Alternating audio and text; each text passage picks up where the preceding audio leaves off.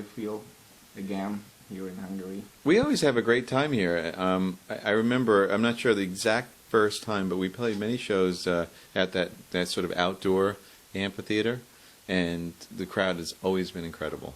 Last summer we played the festival, which was great, and so I'm looking forward to it. This is a great venue. A lot of people will be here. I think it's going to be really cool.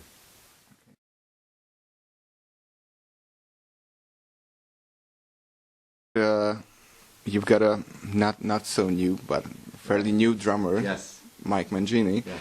And how does it feel to work with Mike after such long years working with Mike Portnoy? Right.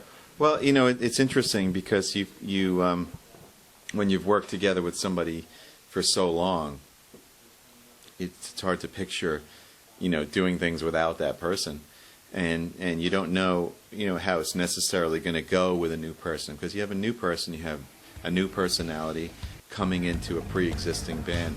But fortunately, Mike Mangini is very much like one of us. You know, he just feels like a guy that I grew up with, you know.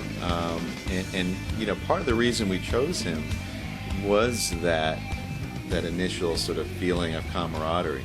You know, I grew up in New York, so did John and Jordan. John and I went to Berkeley, which is in Boston. You know, Mike lives in Boston. He was a professor at Berkeley. There's like so many parallels. So when we get together and we talk and we hang out, you know, we just have so much in common. So that has been amazing. And he's just a ridiculously incredible drummer. So playing with him is amazing. And then did this relationship inspired you in any way, playing live shows or in the studio? Absolutely, yeah. You know, whenever you get a player that is that good on that level, you can't help but be inspired. And the cool thing about Mike, which you'll see if you meet him or if you watch him play, he's so into it. He's really, really into not only being in Dream Theater, but like giving his best as a performer. You know, he always wants to give 150%, you know, so that's inspiring too. Such a long way from playing in your bedroom and playing on a high school band. Sure. What does this whole guitar thing, or playing the guitar, means to you? Well, for me, it's always been a means of expression. You know, when I was younger, like, I used to love to draw, and I used to love to paint. I used to paint, you know, band album covers on kids' jackets and things like that. I was like really into anything having to do with creativity. I think there's certain people that are creative people, and there's certain kind of minds. And you know, when music hit me, it just kind of took me over. So, you know, I think in general, it's my way of sort of expressing myself, of getting all that stuff out, whether it be anger or beautiful feelings or whatever it happens to be. It's my vehicle to do that, and it's still the same. You know, I think the interesting thing is that any instrument or creative process, you know, if you're writing or painting or creating music, you know, it's such a individual and intimate thing. You know, you usually are by yourself or maybe with one other person or a couple, and eventually you share that with many people.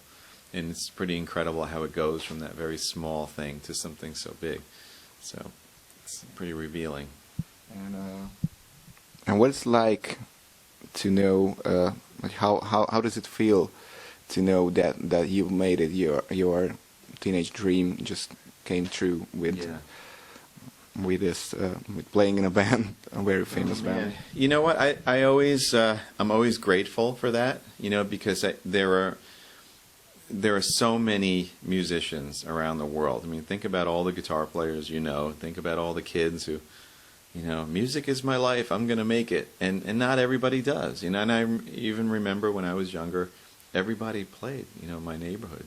There was a great thing about it, but not all those guys made it. They don't do that for a living.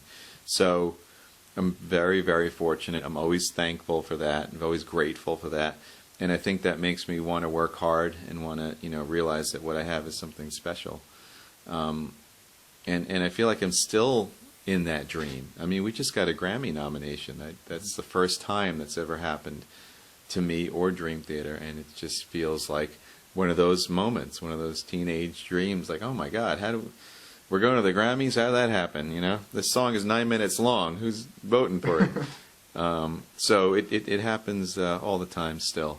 It's pretty incredible.